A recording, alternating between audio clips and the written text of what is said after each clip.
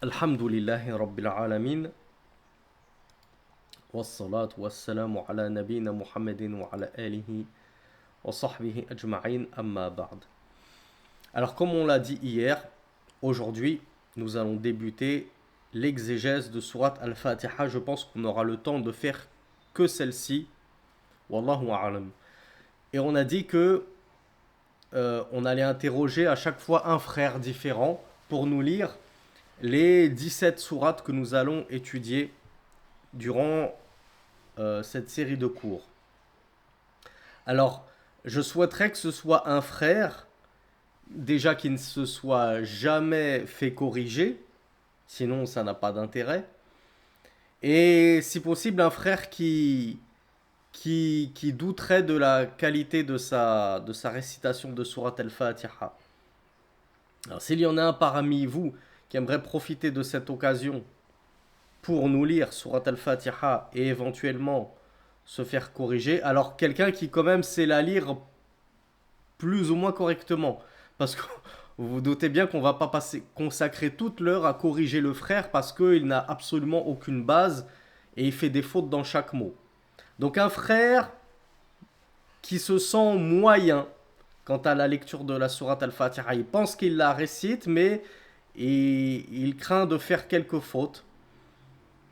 Alors celui qui veut lire et qui se trouverait dans ce cas de figure, qu'il lève la main. On va l'interroger, on va l'écouter.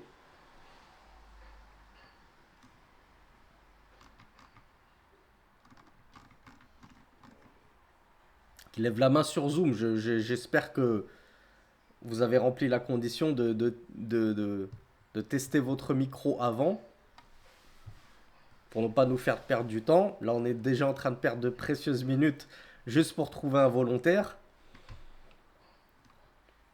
Il y a Bakary qui s'est jamais fait corriger, mais il n'a pas levé la main pour autant. Bon, on va interroger Bakary alors, parce que c'est le seul qui a pris la parole. Ça lui donnera l'occasion, Inch'Allah, de se faire corriger, en espérant qu'il n'y ait pas de faute. On va corriger uniquement les fautes graves. On n'est pas là pour donner un cours de tajwid. On est là pour corriger la lecture. Il faut que, pour que on ait le minimum obligatoire de la sourate Al-Fatiha. Alors, Bakary, c'est bon?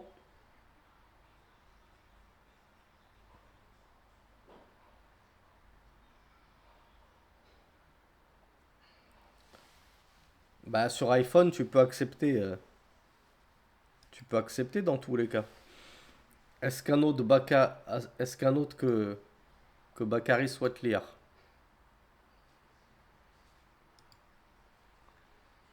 Franchement, les frères, j'aurais posé la question aux sœurs, il y en aurait 10 qui auraient levé la main.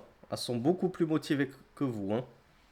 C'est inquiétant parce que c'est nous les hommes qui sommes censés être de grands professeurs, futurs formateurs de la Oumma, etc. La prophétie, elle est encarcanée chez nous les hommes. Les héritiers des prophètes, ce sont les savants, principalement les hommes. Et on est dans une génération où c'est les femmes qui étudient, qui enseignent, et nous, on est là à nous tourner les pouces en prétextant que on a trop de préoccupations, on doit travailler, on doit gagner notre vie, etc. On demande juste de lire Surat Al-Fatiha, il n'y en a pas un qui se dévoue. Ou alors, je vais avoir le bon soupçon pour vous, vous la maîtrisez tous sur le bout des doigts, vous vous êtes tous fait corriger, c'est pour ça que vous n'avez pas levé la main. Alors, ceux qui ont des noms comme iPad, iPhone, je sais pas quoi, qu'ils les changent. Parce que moi, je sais pas si c'est des frères ou des sœurs. Donc, vous êtes dans le cadre d'un institut, même s'il est online. On essaye d'être un minimum sérieux. On n'est pas au terrain de foot en train de se faire un barbecue entre potes. On met un nom sérieux.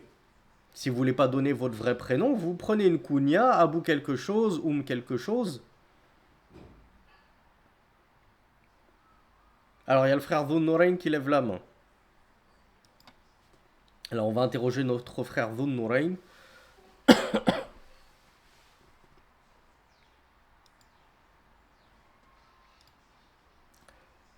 Alors moi je t'entends pas, Dhun Nourain, je sais pas si vous l'entendez. Vous l'entendez?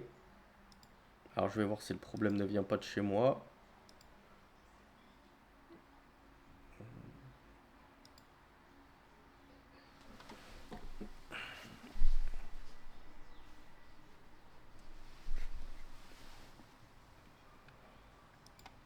Bizarre que je l'entende pas parce que. Ah oui.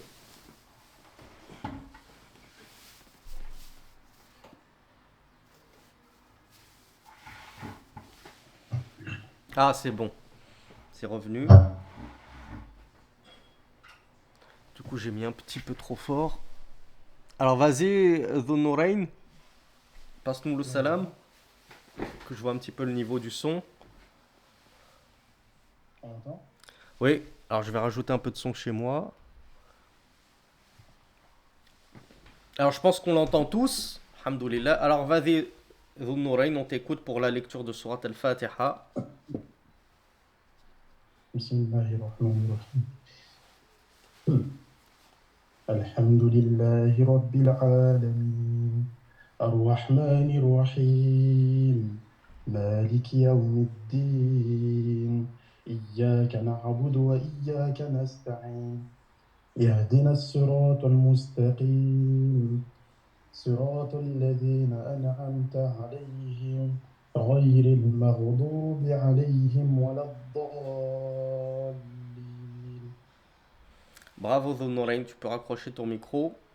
Alors, la Fatiha était correcte tant sur le plan de ce qui est exigé de tout musulman, tant sur le plan du tajwid aussi, qui était pas mal du tout. Allahumma barik.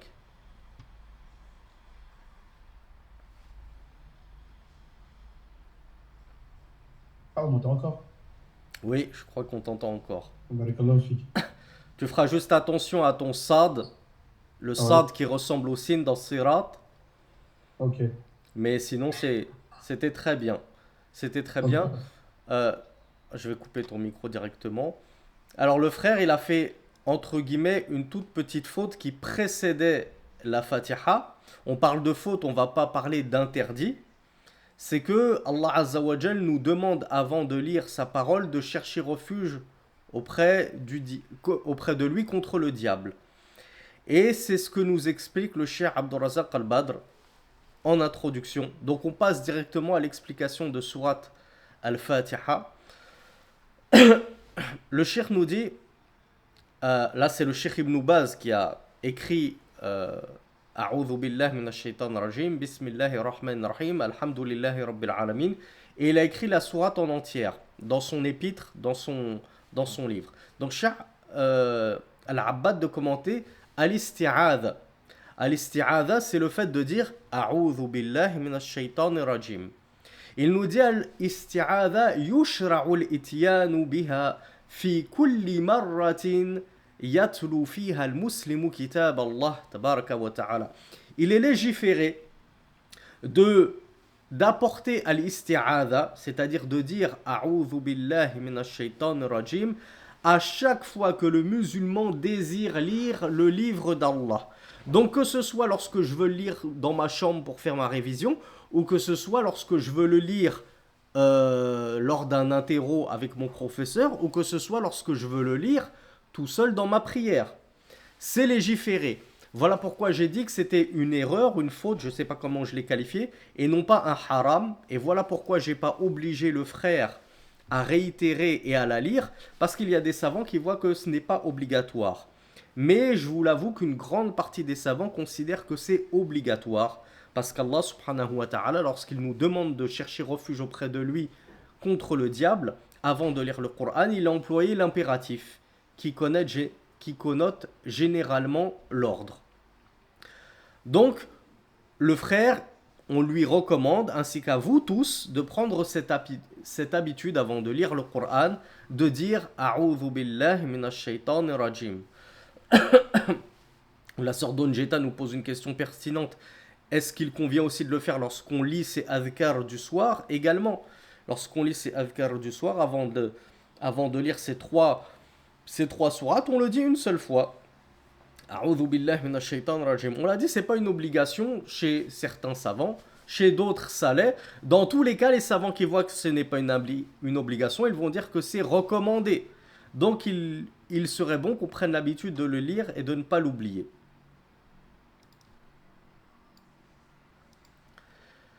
Donc, A'udhu billahi minash shaitanir rajim, le shir nous rappelle que A'udhu al-isti'adha, c'est iltija'un ilallah. C'est une recherche de protection auprès d'Allah subhanahu wa ta'ala. Wa talabun minhu an yu'idha 'abdahu. On est en train de lui demander de protéger son serviteur, en l'occurrence, nous qui lisons le Coran. Wa an yaqiyahu minash shaytan rajim. De nous protéger contre le diable. Pourquoi nous protéger contre le diable? À votre avis, qu'est-ce que le diable vient faire là-dedans dans notre lecture du Coran?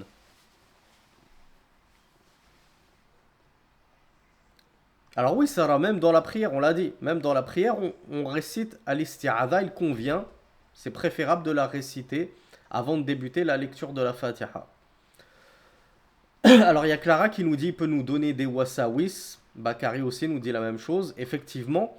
N'oubliez pas que c'est quoi la mission numéro 1 du diable? Quel est le but de sa vie, son objectif qu'il s'est fixé? C'est de nous égarer, de nous faire tomber avec lui, de nous entraîner avec lui en enfer. Quel est le meilleur moyen pour le diable de nous entraîner avec lui et de nous faire tomber avec lui en enfer? Nous faire sortir de l'islam, nous dit Paola. Et Bakari nous dit nous éloigner du Coran. Les deux ont raison. En nous faisant sortir de l'islam, il a tout gagné. Et en nous détournant du Coran, il est en train de poser ses pions petit à petit pour nous faire sortir de l'islam. Donc voilà pourquoi le Cheikh Abdul Razak al-Badr, hafidhahullah, nous dit que il a été légiféré d'apporter cette isti'adha, cette demande de refuge auprès d'Allah contre le diable, avant de lire le livre d'Allah, car le diable est extrêmement prompt à détourner le serviteur du livre d'Allah, de l'égarer de tous les enseignements qui se trouvent dans le livre d'Allah, à le détourner des nombreuses guidées contenues dans le livre d'Allah, à l'éloigner de la méditation des sens que contiennent, des nombreux sens pleins de sagesse que contient le livre d'Allah subhanahu wa ta'ala, et donc à être impacté par la parole d'Allah subhanahu wa ta'ala. Celui qui ne médite pas le Coran, comment peut-il être impacté par les sens qu'il contiennent? Donc le shaitan se dit, pour éviter que ce serviteur ne progresse dans sa religion, en s'élevant auprès d'Allah, par la méditation du livre d'Allah, la méditation des sens du Coran, eh bien je vais déjà l'éloigner de la bonne compréhension du Coran, de sa méditation, et je vais commencer à lui mettre des wasawis, je vais insuffler dans son cœur des ambiguïtés, je vais le distraire, le détourner pendant qu'il lit le Coran, afin qu'il lise avec sa langue, mais son esprit est totalement préoccupé par autre chose. Petite piqûre de rappel, je vais le détourner de l'apprentissage de la langue arabe, comme ça il sera toujours tributaire d'une simple traduction en français du Coran, donc il n'aura pas vraiment accès aux réels propos d'Allah subhanahu wa ta'ala, la vraie parole d'Allah subhanahu wa ta'ala, cette parole-là qui guérit les cœurs et les corps. La traduction en français ou en anglais ou en ourdou du Coran ne guérit ni les cœurs ni les corps, parce que ce n'est pas la parole d'Allah, c'est un essai de traduction des sens rapprochés de la parole d'Allah. J'ai pas dit hasanat à chaque fois que je lis un verset en français. Regardez tout ce à quoi on passe à côté lorsqu'on est privé de la langue arabe. D'où le fait que j'ai beaucoup insisté hier sur la langue arabe. Donc le cheikh Abdul Razak al-Badr nous rappelle pourquoi il est légiféré de chercher refuge auprès d'Allah contre le diable lorsqu'on débute la lecture du Coran, afin d'entrer dans cette lecture en étant armé contre les tentations du diable, ses insufflations, ses stratagèmes pour nous détourner de sa méditation, et ainsi de suite. Donc il convient, barakallahu fikum, de ne pas oublier de chercher protection auprès d'Allah contre le diable avant de lire toute sourate du Coran, même ne serait-ce que quelques versets du Coran. Alors merci à Safia qui nous apporte le verset numéro 98 de la sourate An-Nahl, les abeilles. Lorsque tu veux lire le Coran, demande la protection d'Allah contre Satan, Alors ici, il est traduit par Satan le maudit. Ash-shaytan rajim. Dans certaines traductions, c'est écrit Satan le lapidé. Et Cheikh Abdul Razak al-Badr nous dit Ash-shaytan, c'est qui est ce diable-là? C'est pas forcément Iblis en personne.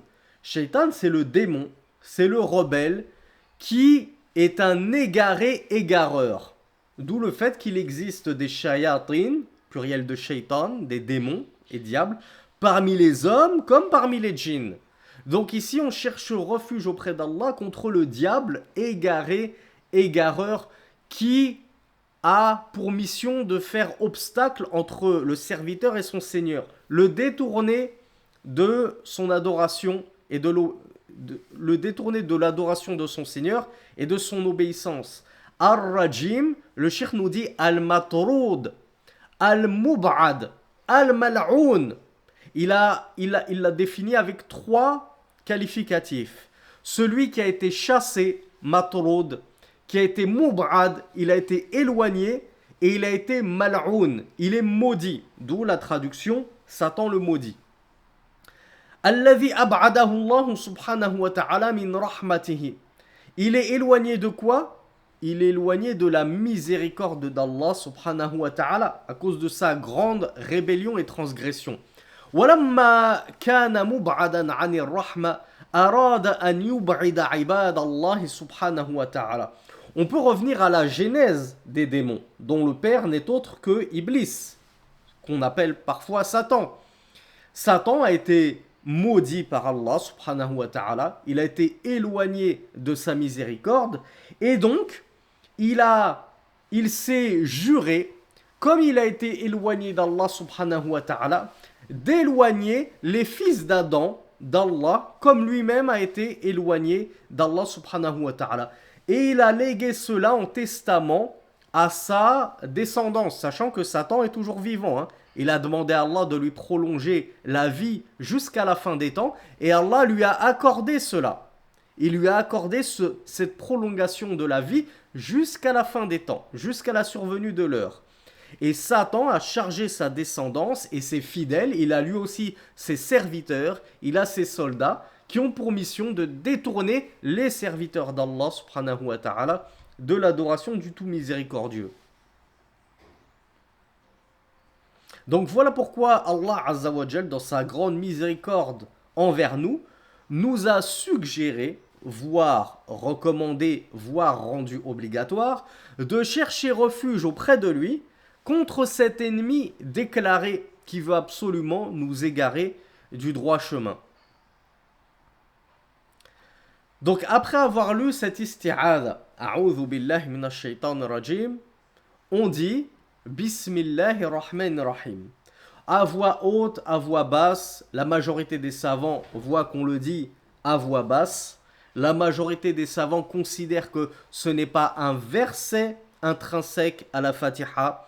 D'autres savants comme les Shafi'ites considèrent que c'est un verset parmi les 7 versets qu'on contienne la Fatiha. Bismillahirrahmanirrahim, au nom d'Allah, le tout clément, le très miséricordieux.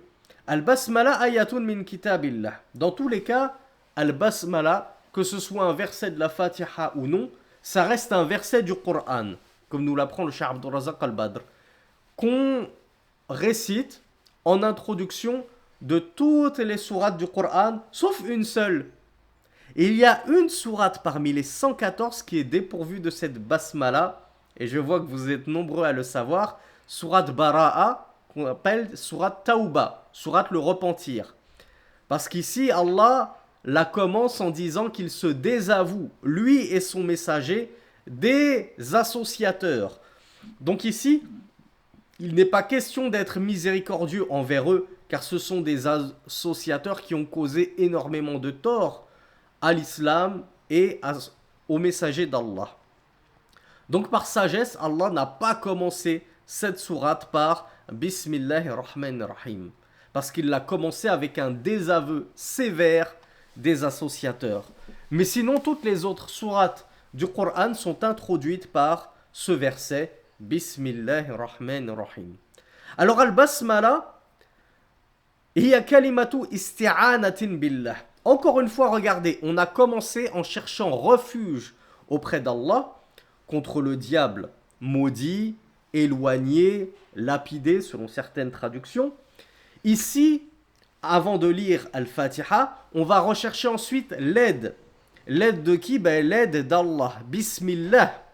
On cherche la bénédiction, nous dit le cheikh Abdurrazaq al-Badr, hafidhahullah, pour pouvoir lire Al-Fatiha et cette sourate que je veux lire de la meilleure des manières. Donc, cela, Bismillahirrahmanirrahim, c'est comme si cela signifiait je lis en implorant la bénédiction du nom d'Allah subhanahu wa ta'ala, le tout miséricordieux, le très miséricordieux.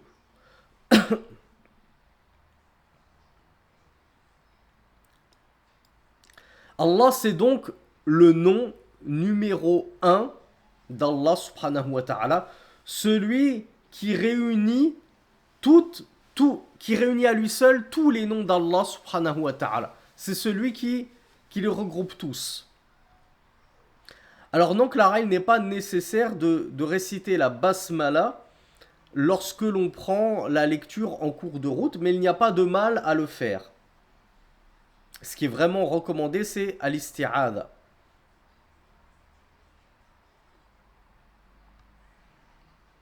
Allah subhanahu wa ta'ala, le nom d'Allah, le Cheikh Abdurrazaq al-Badr nous dit, son sens c'est Dhul uluhiyya wal ubudiyya ala khalqihi ajma'in.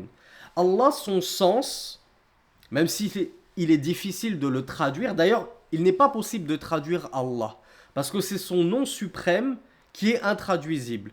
Il y a certains savants qui voient que Allah provient de El Ilah, et la contraction de El Ilah, le Dieu, ça donne Allah. Donc en gros, le Dieu unique, suprême. Mais sinon, Allah, ça signifie le détenteur de Al-Uluhiyya, la divinité, et de l'adoration sur toutes ces créatures. C'est-à-dire le détenteur de la véritable divinité. Donc c'est lui la véritable divinité. Toutes les autres divinités qui sont adorées à tort et à travers sont de fausses divinités car elles ne méritent pas l'adoration. Et lui, Allah, c'est le seul ayant droit à l'adoration. Et cela vis-à-vis de toutes ces créatures. Toutes les créatures d'Allah sont censées ne diviniser et n'adorer que lui. Donc voilà un petit peu ce que signifie Allah lorsque je dis Bismillahi ar-Rahman ar-Rahim. Donc, qui d'entre vous sait quelle est la différence entre Ar-Rahman et Ar-Rahim, sachant que ce sont deux noms divins qui proviennent tous de la racine Rahma, qui est la miséricorde.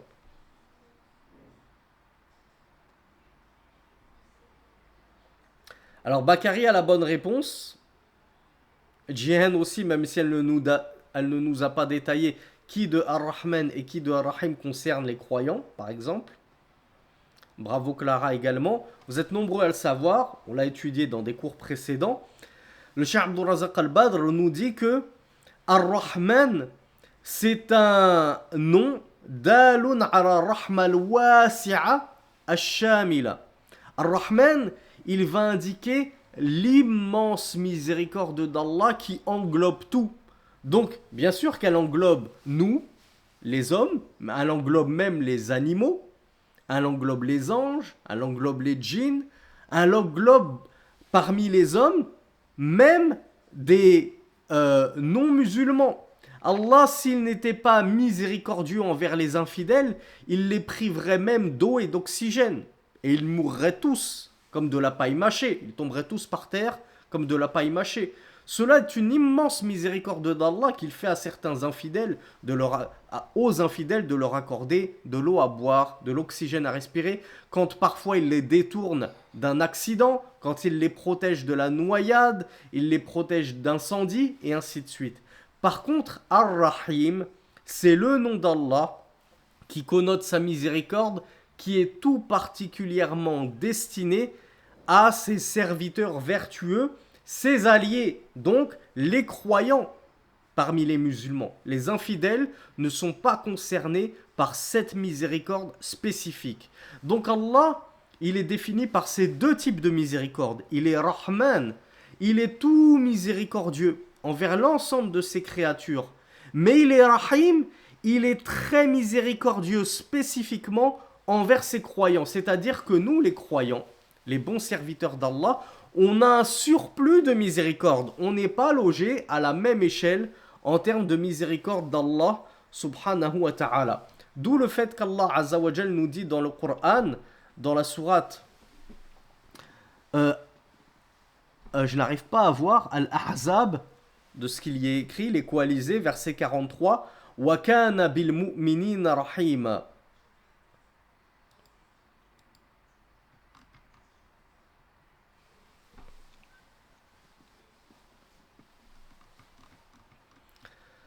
Ensuite, après la basmala, on passe dans le cœur de la Fatiha. On passe au premier verset, selon la majorité des savants, de Surat al-Fatiha, Alhamdulillahi Rabbil Alamin.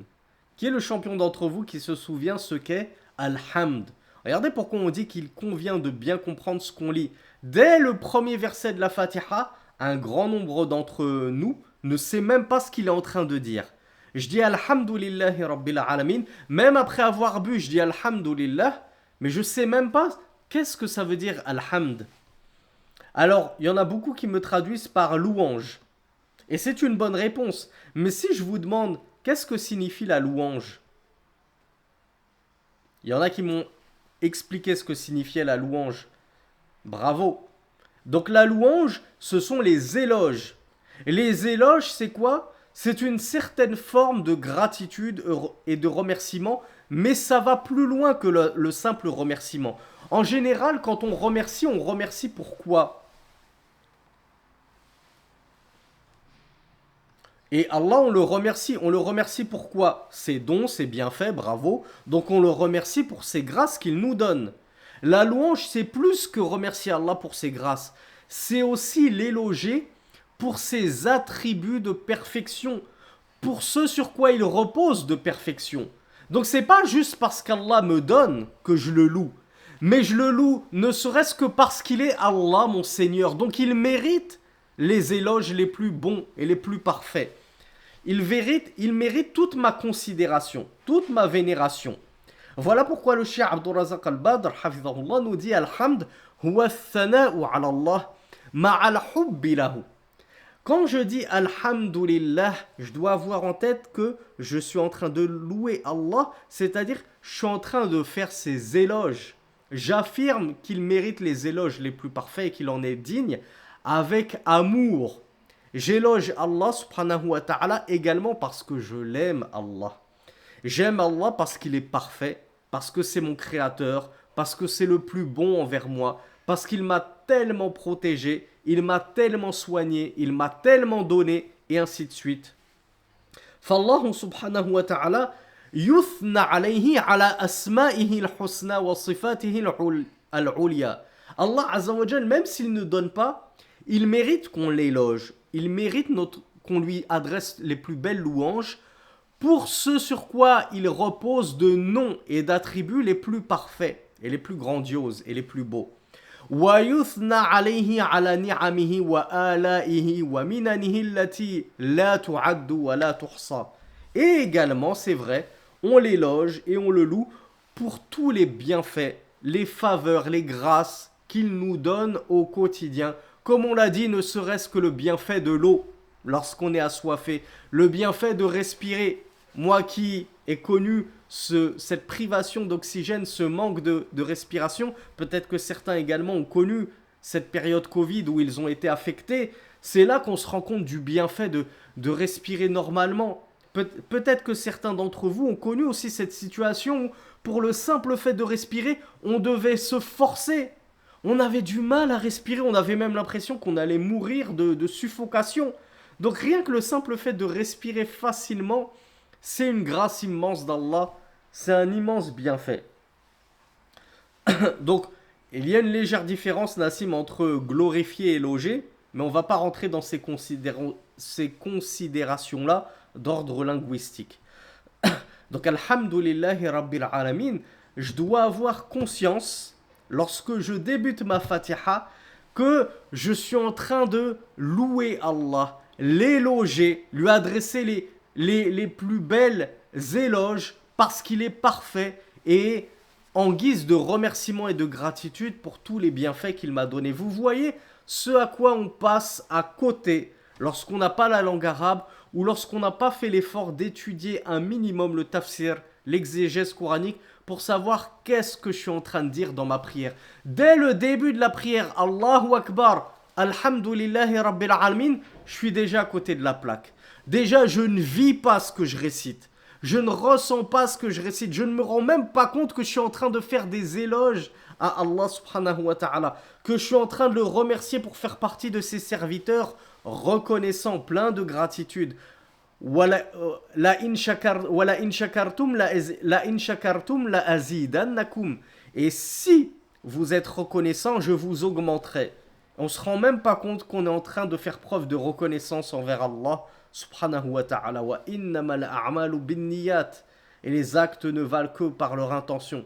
Je n'ai même pas en lisant ce premier verset l'intention de remercier Allah subhanahu wa ta'ala et de faire preuve de gratitude.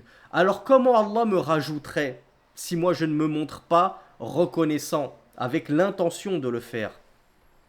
Donc alhamdulillahi rabbil alamin. Ar-Rabb, vous le savez tous, je l'espère, c'est le Seigneur.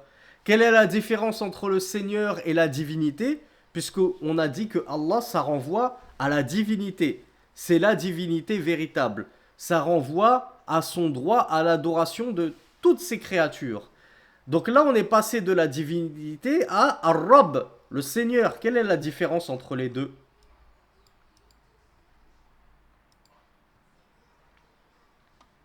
Le Seigneur, il a plusieurs caractéristiques. Quelles sont ces caractéristiques? Alors, Dhun Nurayn nous dit, Seigneur, les actes, et c'est en dessous de la divinité. Oui, c'est vrai, c'est en dessous de la divinité. Bakari nous dit, le Seigneur, c'est celui qui crée. C'est l'une de ses caractéristiques, effectivement. Il nous dit aussi, c'est celui qui est doté du pouvoir de vie et de mort, c'est vrai. Bravo à iPad également. Bravo Yanis qui nous parle de souverain, c'est-à-dire c'est lui qui gouverne et qui contrôle.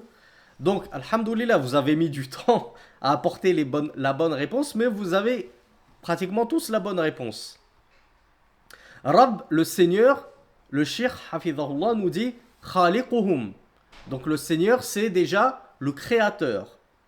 Wa malikuhum, le possesseur également. Le Seigneur, c'est celui qui possède la possession, la propriété de toute chose.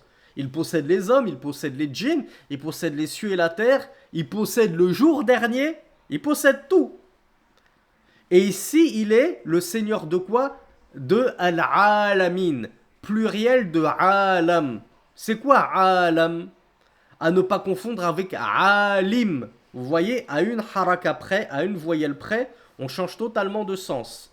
Ici, il n'est pas question de Alim, le savant, c'est un grand Alim, d'où le pluriel de Ulama, les savants, les Ulema. Ici, Alam, c'est un monde.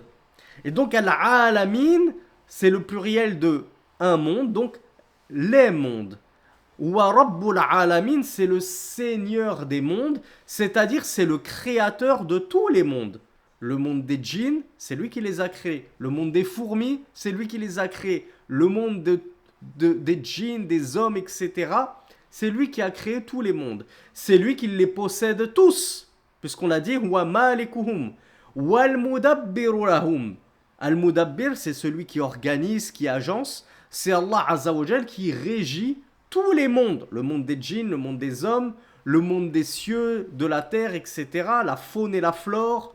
Wal mutasarrif fihim. Puisque c'est comme nous le disait notre frère Yazid, je crois, je ne sais plus si c'était Yazid ou Yanis, il nous parlait de souveraineté. Allah, c'est le souverain, c'est-à-dire le souverain, c'est celui qui fait ce qu'il veut dans son royaume. Il n'a de compte à rendre à personne. C'est lui la plus haute autorité. Ben Allah subhanahu wa ta'ala, c'est le souverain de tous les mondes, c'est le Seigneur. Il n'a de compte à rendre à personne. Il veut créer la nuit et le jour, il le fait. Et personne n'est au-dessus de lui pour dire non, non, on va créer que le jour. Non, non, on va créer que la nuit. Il veut créer le mâle et la femelle. Il n'y a personne au-dessus de lui pour lui dire non, non, on va créer que les mâles. Elles servent à rien, les femelles. Ou vice-versa. Non, non, on va créer les femelles qui donnent la vie. Les mâles, ils ne servent à rien. Et ainsi de suite. Donc Allah subhanahu wa ta'ala, il régit sa création et son royaume comme il le veut. C'est ça Ar-Rabb, le Seigneur. Vous voyez à quel point il est bien au-dessus de la simple divinité qui le rappelle ce que c'est qu'une divinité.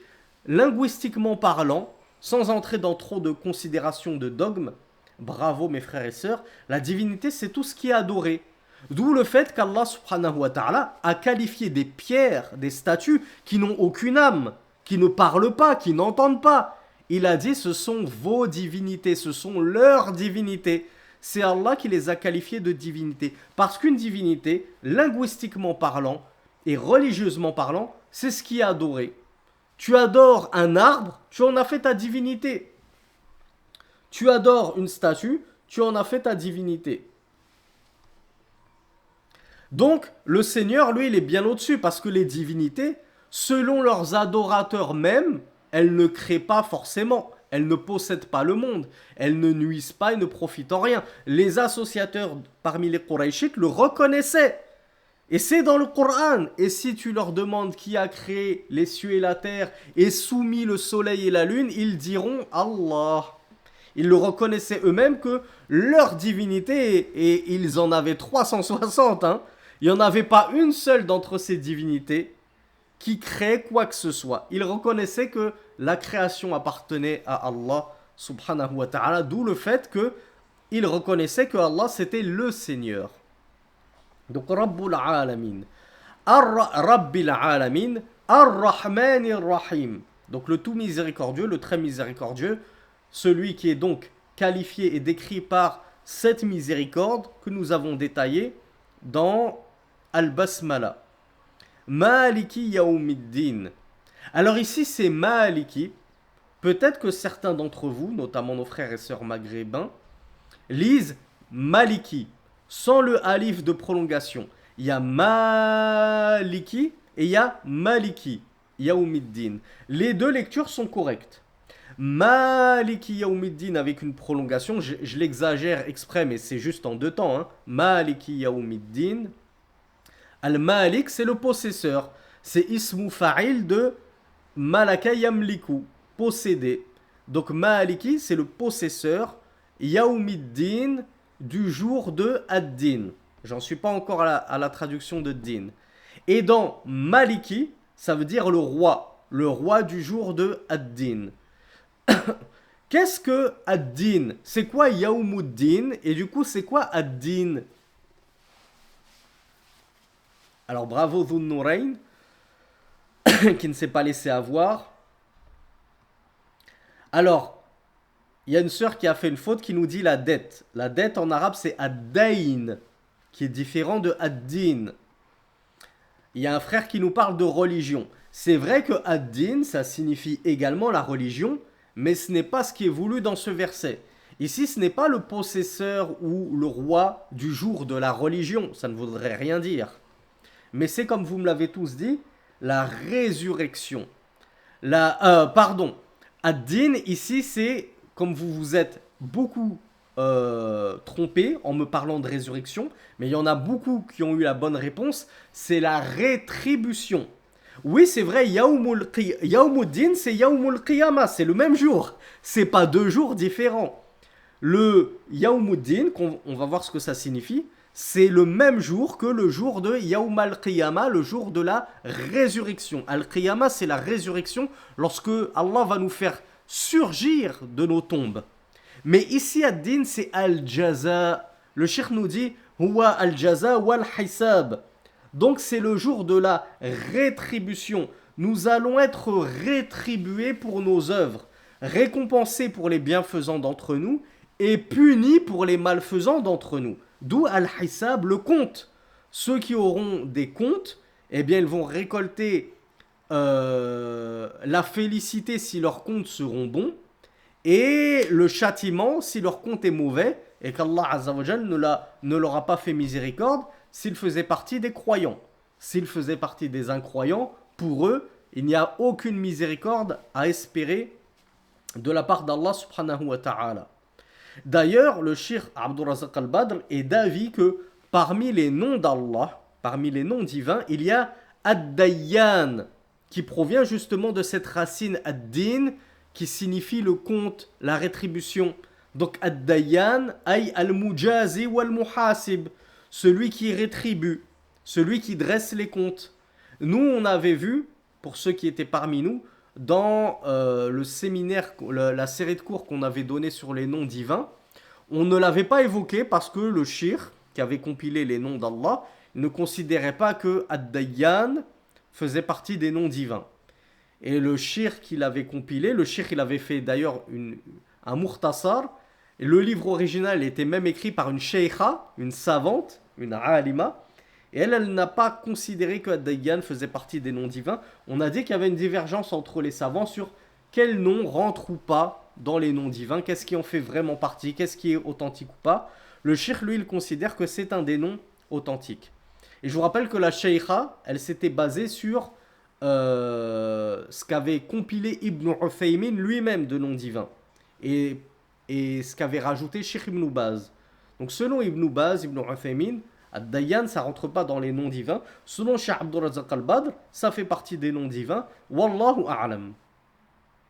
Alors, le Cheikh nous dit, et là c'est magnifique ce qu'il nous rapporte comme faïda. Regardez, on a vu premièrement que Alhamdulillahi Rabbil Alamin, on se rend compte à quel point on est loin de la méditation et du recueillement en prière qu'il conviendrait d'avoir. On se rend même pas compte que lorsqu'on débute la Fatiha, on est en train de faire des éloges à notre Seigneur, le Seigneur des mondes, qui a créé tout le monde, qui possède tout, qui contrôle tout. Je suis en train de pleurnicher parce qu'il m'est arrivé telle et telle chose. Je suis en train d'avoir peur pour mon examen. Je suis en train d'avoir peur que cette femme que j'ai demandé en mariage me passe sous le nez au dernier moment. Je suis en train d'avoir peur de ceci et cela. Alors qu'on vient que dans 17 fois par jour, je reconnais que Allah c'est Rabbul Alamin, le Seigneur des mondes. Donc c'est celui qui planifie tout, qui contrôle tout, qui décide de tout, qui agence tout. C'est lui qui guide ma vie et qui guide tout ce qui se passe dans le monde. Pourquoi? J'ai donc peur de la guider qu'Allah Azzawajal a décidé. J'ai donc peur du destin, de la destinée. Il y a une petite vidéo très courte de Cheikh Mohammed ibn Ramzan al-Hajiri qui a été traduite en français. Je ne sais plus comment elle est traduite. Tapez, je pense, pourquoi as-tu peur? Pourquoi crains-tu? Cheikh Mohammed ibn Ramzan al-Hajiri. Elle est exceptionnelle. C'est un rappel très percutant qu'il a donné, où il explique aux musulmans, Lesh tekhaf, pourquoi tu as peur? Ta vie est entre les mains d'Allah, ta mort est entre les mains d'Allah, ton rizq, ta subsistance, elle est entre les mains d'Allah. Et on l'a vu dans des cours précédents, la subsistance, c'est pas juste que tu vas manger à midi ton tacos. Ta subsistance, c'est aussi la femme qu'Allah t'a décrété et qui t'attend bien au chaud. Ne t'inquiète pas, elle n'attend que toi. Et toi, ma soeur, ton mari, ne t'inquiète pas, il t'attend bien au chaud. Il ne va pas te passer à côté. Tu ne vas pas le manquer. Il viendra lorsqu'Allah l'aura décrété et destiné.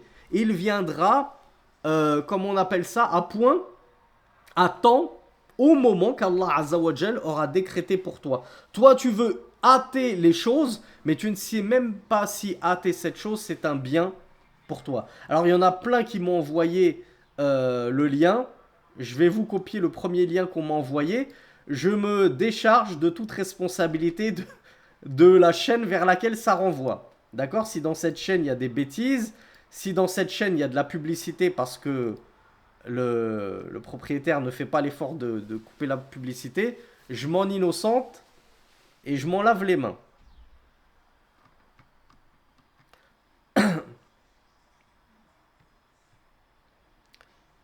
Alors il y en a qui me disent que c'est celle du frère Morjan Abou Daoud, mais moi je sais pas si c'est le... Si vous m'avez envoyé 3 liens, donc je sais pas si tous les liens qu'on m'a envoyés, ça renvoie vers lui. Tant mieux si ça renvoie vers lui. C'est une chaîne très bénéfique qu'il tient, qu'Allah lui facilite sa da'wa et lui rajoute en profit, pour qu'il continue de vous faire profiter de toutes les paroles des savants.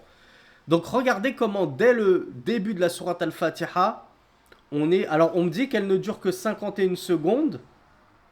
Le cheikh, honnêtement, moi la version en arabe, elle dure 5 minutes. Hein.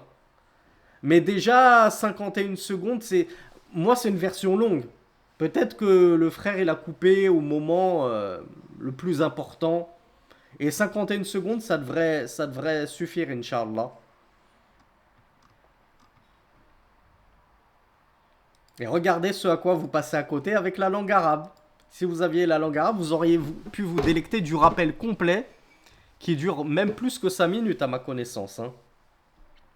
Donc, alhamdoulillahi rabbil alamin, bah ouais, quand j'ai pas la langue arabe, je passe à côté d'une grande partie de la Fatiha alors que j'en suis qu'au tout premier verset. Ar-Rahman Ar-Rahim, Maliki Yawmiddin, je passe à côté d'un profit énorme. C'est quoi ce profit? C'est quoi ce bénéfice que je devrais tirer lorsque je comprends ce que je suis en train de lire? Alors oui, Bakary nous dit la méditation. Sur quoi je dois méditer précisément lorsque je dis Maliki Yawmiddin? Je viens de vous mettre sur la voie en vous parlant de ce rappel du Cheikh Mohammed ibn Ramzan. Bravo Bakary. Bravo Dhul Nourayn. Bravo à iPad. Barakallahu fikum, pour la prochaine fois, changez vos noms. J'aime pas les iPad, les A, les trucs comme ça. Mettez-vous des kunyas si vous voulez garder votre anonymat. Il est très facile dans les paramètres de changer son nom d'utilisateur. Le shir nous dit que Maliki Yawmiddin, oui Yvan, c'est bon. Yvan nous dit que tout est entre les mains d'Allah. Ça, c'est plus ce qu'on doit retirer de méditation dans Rabbul Alamin. Rabbul Alamin, c'est le Seigneur, donc tout est entre ses mains. Par contre, là, on est en train de parler du jour des comptes, Ivan. Donc, qu'est-ce que je dois retirer de bénéfice lorsque j'évoque et que j'ai en mémoire que Allah, c'est lui le maître ou le possesseur ou le roi du jour des comptes. Ben, le cheikh il nous dit on devrait en tirer al-khawf, on devrait en tirer la peur et la crainte. Oui, on aime Allah, oui, on a espoir en Allah, mais on se doit également d'avoir une deuxième aile, pas que l'aile de l'espoir, on doit avoir également l'aile de la crainte. Sinon l'oiseau ne peut voler avec une seule aile. Comme nous les croyants, on ne peut nous élever vers Allah avec une seule aile qui bat, l'aile de l'espoir. Allah il est miséricordieux, il va m'expier toutes mes fautes, tous mes péchés. Je peux forniquer, je peux boire de l'alcool, je peux sacrifier même pour un djinn, etc. Allah il est clément, il pardonne. La foi c'est dans le cœur, etc. Tu vas pas aller loin si tu n'as que cette aile-là. Il convient de te parer de cette deuxième aile qui est l'aile de la crainte d'Allah subhanahu wa ta'ala. Tu dois avoir aussi peur qu'Allah ne te pardonne pas ces grosses fautes de sacrifier pour un djinn, invoquer un gourou soufi, invoquer des membres de la famille du prophète sallallahu alayhi wa sallam. Tu dois aussi craindre qu'Allah te fasse miséricorde dans l'au-delà, mais après un certain laps de temps en enfer, parce que tu auras fait trop de bêtises, trop de péchés, qui justifient un certain séjour en enfer. Donc, j'oublie pas que Huwa Maliki Yawmiddin, c'est lui le possesseur et le roi du jour des comptes. Oui, il y a un jour où je devrais rendre des comptes à Allah subhanahu wa ta'ala. À moins que je fasse partie de qui? Qui va m'apporter la réponse la plus précise possible? À moins que je fasse partie de qui?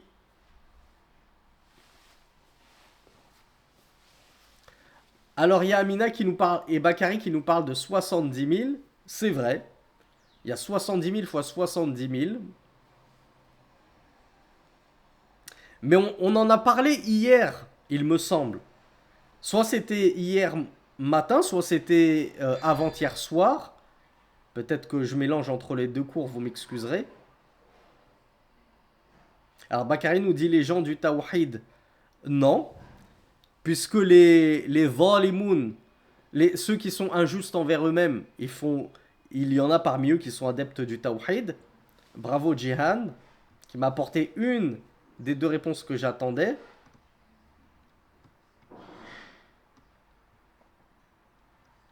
Alors Dhun Nurayn nous dit les excellents, Al-Muhsinoun. C'est la deuxième réponse que j'attendais. Celui qui va rendre des comptes, il devrait avoir très très peur qu'au final son compte soit mauvais, qu'Allah ne lui pardonne pas ses fautes et qu'il le plonge en enfer.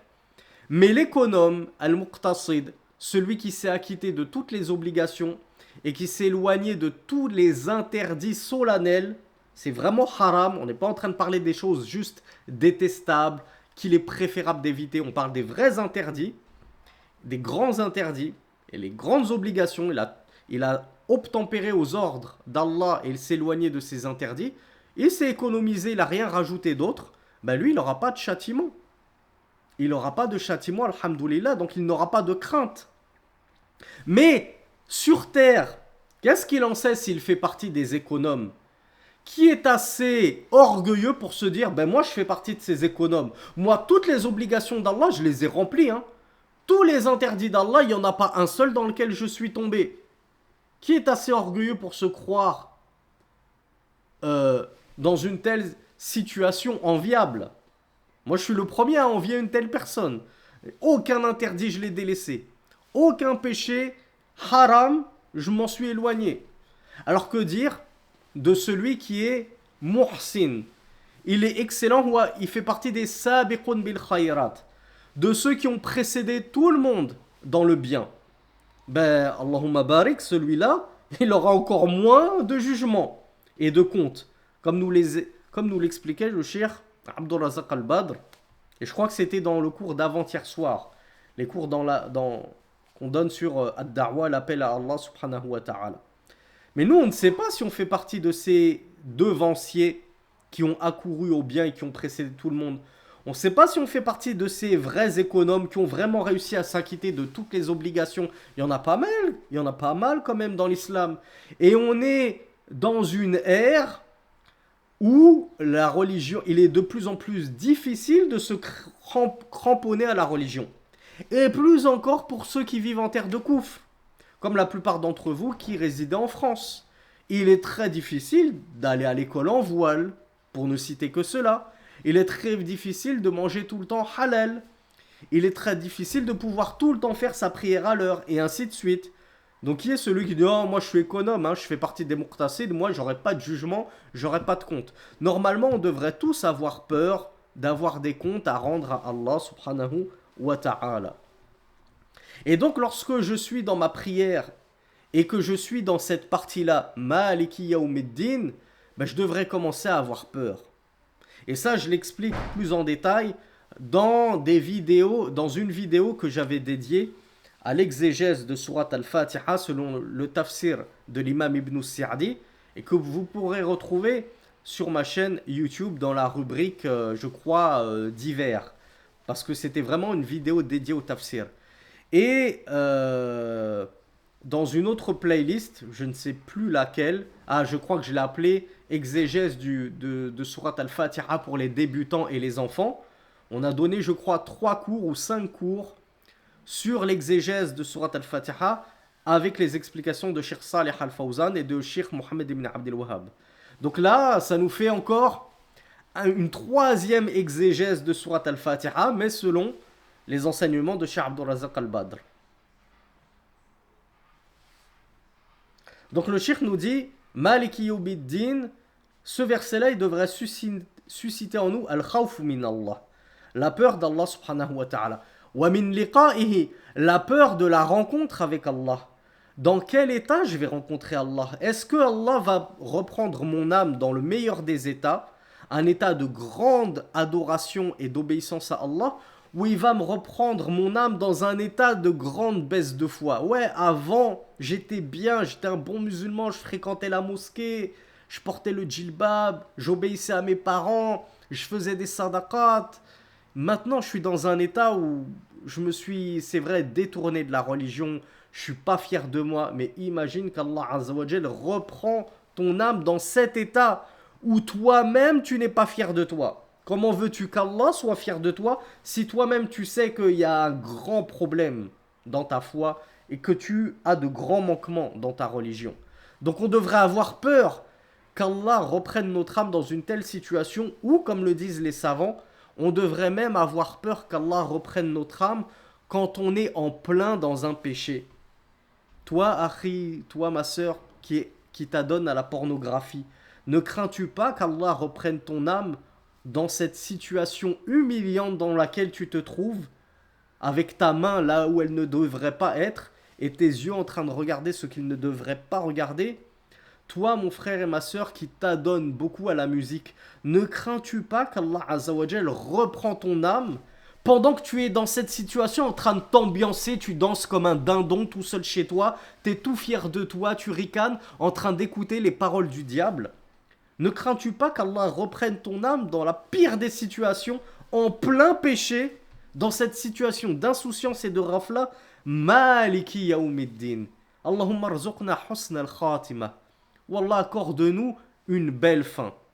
Et ne reprends nos âmes que lorsque tu seras pleinement satisfait de nous et dans la meilleure des situations. Amin. Donc voilà pourquoi le cheikh nous dit, ce verset-là, il devrait susciter en nous la crainte d'Allah, la crainte de sa rencontre, wal-wuquf bayna yaday, la crainte de la comparution devant Allah. Quel compte je vais apporter à Allah? Qu'est-ce qu'il y a écrit dans le livre de mes comptes? Qu'est-ce que je vais présenter comme œuvre à Allah subhanahu wa ta'ala? Allah nous dit dans la sourate Al-Infitar, verset numéro 17, 18 et 19, وَمَا أَدْرَاكَ مَا يَوْمُ الدِّينِ ثُمَّ مَا أَدْرَاكَ مَا يَوْمُ الدِّينِ يَوْمَ لَا تَمْلِكُ نَفْسٌ لِنَفْسٍ شَيْئًا وَالْأَمْرُ يَوْمَئِذٍ لِلَّهِ.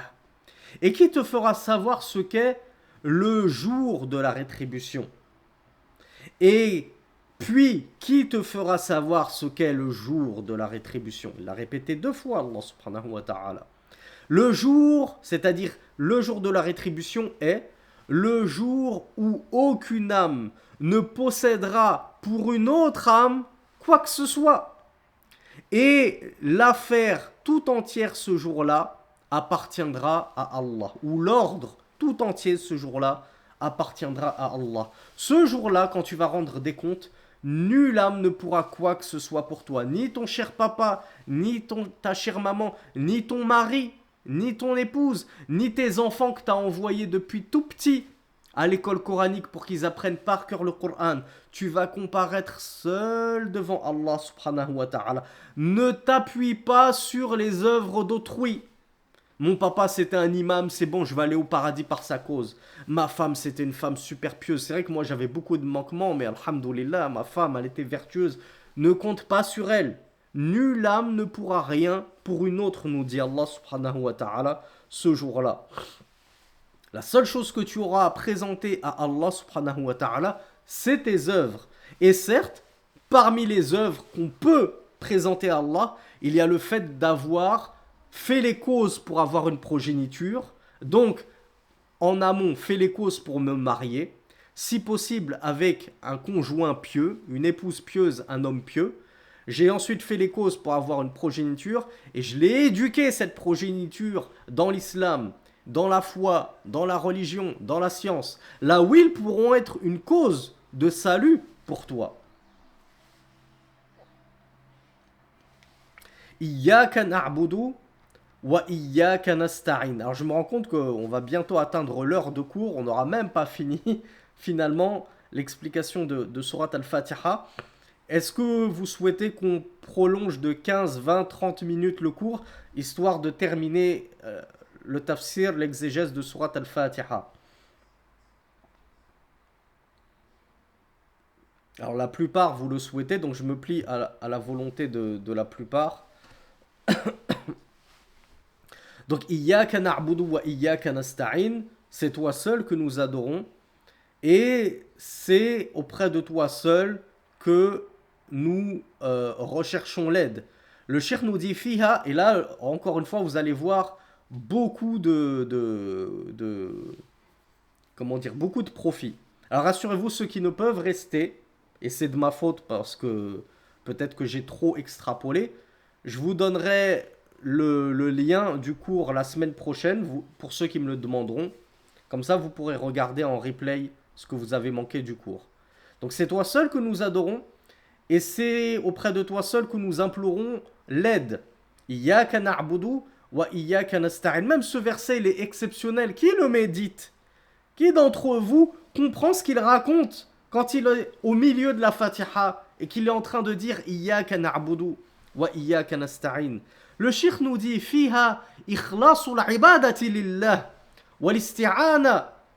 Il y a dans cela l'ikhlas de al-ibada, l'adoration, et de l'isti'ana, la demande d'aide. C'est quoi l'ikhlas? Une question que je poserai jusqu'à ma mort, incha'Allah. Parce que je suis sûr que jusqu'à ma mort, il y aura toujours des personnes qui ne sauront pas traduire al-ikhlas. Comme un frère vient de nous le prouver. Je ne vais pas le citer pour ne pas l'afficher. Alors que c'est important de savoir ce que signifie ikhlas.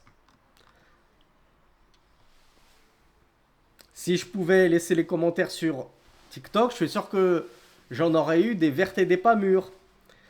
Allahumma barik, comme on a beaucoup d'élèves réguliers et sérieux, il y en a beaucoup qui ont eu la bonne réponse. Non, ce n'est pas la sincérité. Al-ikhlas n'est pas la sincérité. La sincérité, c'est as-sidq. Le cheikh nous dit ikhlas ou la ibada, ça veut dire quoi la sincérité de l'adoration? Les chrétiens, lorsqu'ils adorent le Père, Allah, pour eux, c'est le Père. Vous pensez qu'ils ne sont pas sincères quand ils l'adorent? Ils l'adorent sincèrement. C'est pas ce dans quoi ils pêchent. Pourtant, eux, ils n'ont pas l'ikhlas. Donc l'ikhlas, c'est autre chose que la sincérité. Al-ikhlas, bravo, c'est la purification de ton culte, de ton adoration. C'est-à-dire, tu la purifies de toute souillure du shirk, d'association. Et donc, ça veut dire vouer ton adoration en toute exclusivité à Allah. Donc, al-ikhlas, vous pourrez le traduire, pour ceux qui l'ignoreraient, par la pureté ou l'exclusivité de l'adoration. Donc, Iyyaka na'budu, le cheikh nous dit, wa iyyaka nasta'in, ce Iyyaka, il va connoter l'ikhlas, c'est-à-dire la purification et l'exclusivité. Ici, je vais purifier et je vais vouer en toute exclusivité deux choses à Allah. Al-ibada, l'adoration, Iyyaka na'budu. Ça veut dire, c'est toi seul, à l'exclusion de tout autre que toi, que je vais adorer. Donc cette adoration, je vais la purifier de toute souillure d'association. Je vais éliminer toute trace de shirk dans mes adorations. Cette amulette là, cette main de Fatma, cet œil de Nizar, je vais l'enlever de mon cou. Je vais l'enlever de mon pare-brise. Je vais l'enlever de la maison de mes parents. Parce qu'on dit Iyyaka na'budu. Et en disant Iyyaka na'budu, c'est pas normal qu'on retrouve des mains de Fatma et des amulettes et des gris-gris chez les musulmans. Parce que cette amulette s'oppose à Iyyaka na'budu. Et elle s'oppose à Iyyaka nasta'in. C'est à toi seul que je demande de l'aide, ô Allah. Mais comment ça se fait alors que je place ma confiance et mon espoir en une main de Fatma, en une amulette, en un gris-gris, en un fer à cheval, en je ne sais quoi d'autre, en un trèfle à 4 feuilles? Mais je croyais que tu récitais 17 fois par jour, que tu attestais et que tu témoignais 17 fois par jour que tu ne recherchais que l'aide d'Allah. Iyyaka nasta'in, c'est toi seul dont nous cherchons, auprès de qui nous cherchons l'aide. Mais alors pourquoi t'es tout content d'avoir trouvé un trèfle à 4 feuilles en te disant que tu vas passer une bonne journée, que tu vas avoir de la chance aujourd'hui? Mais cherche l'aide d'Allah. Lorsque tu as un quelconque besoin, c'est pas ce trèfle à 4 feuilles, c'est pas cette main de Fatma, c'est pas ce gris-gris que ton marabout t'a confectionné qui va t'aider en quoi que ce soit. Ils ne vont au contraire ne faire que te rajouter en déclin et en détresse et en perdition. Donc le cheikh nous dit Aïe, akhlusu laka ibadati, fala a'budu ghayrak. Iyyaka na'budu, ça veut dire je te purifie pour toi seul, ô Allah, mon adoration, et alors je n'adore personne d'autre que toi. Wa iyyaka nasta'in, je te purifie, ô Allah, ma demande d'aide, et alors je ne recherche l'aide de personne d'autre que toi. Sauf une aide qu'il est tangiblement possible de demander, tangiblement, c'est-à-dire il est rationnellement possible de demander, comme j'ai un pépin avec ma voiture, elle démarre plus, j'y connais rien, mon voisin, je sais qu'il bricole un peu, je vais aller sonner chez lui pour lui demander de l'aide. Mais ceci n'a rien à voir avec cela. Demander l'aide d'une personne vivante et présente dans ce en quoi il est capable de t'aider, ce n'est pas du shirk. Par contre, demander l'aide d'un absent, parce que voilà, tu vas te mettre à invoquer un soi-disant saint qui habite à Chypre. Il a des milliers de kilomètres que toi, tu l'invoques comme ça, en pensant qu'il peut t'aider. Ça, c'est du shirk.